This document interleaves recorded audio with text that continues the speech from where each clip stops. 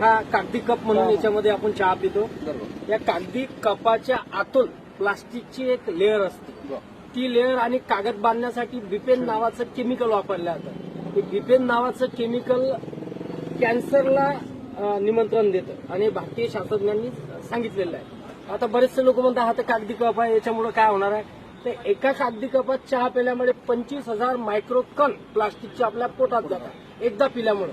दिवसातून जर अशी 4 वेळा चहा पिली तुम्ही या कपामध्ये तर 1,00,000 मायक्रोकन प्लास्टिकची आपल्या पोटात जातात. ते गेल्यामुळे तुम्हाला 100% कॅन्सर होतो म्हणजे होतो, त्यात काही दुमत नाही. आणि तुमच्याकडे जर समजून घ्या कॅन्सरचा इलाज करण्यासाठी करोडो रुपये असतील तर आपण नक्की घ्या, काही हरकत नाही.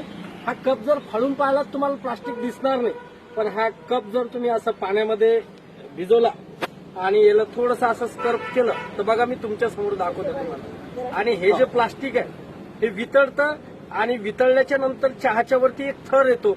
आपल्याला असं वाटतं की हा पत्तीचा थर आहे का, चहा घट्ट झाली म्हणून थर आला का, दूध साईचं होतं म्हणून थर आला का, असं आपल्याला वाटतं. तर ह्या सगळ्या गोष्टी बोलायचा भात बोलायचा कडी आहे. बघा आता हे जर प्लास्टिक वितळलं आणि हे तुमच्या पोटात गेलं, दिसतं याच्यामध्ये तुम्हाला हे ट्रान्सपरंट प्लास्टिक आहे. हे गरम पाणी किंवा गरम कोणताही पदार्थ टाकला की ते ताबडतोब वितळतं आणि वितळल्यामुळे ते तुमच्या पोटात जातं. जर तुम्हाला मरायचं असेल कॅन्सरचं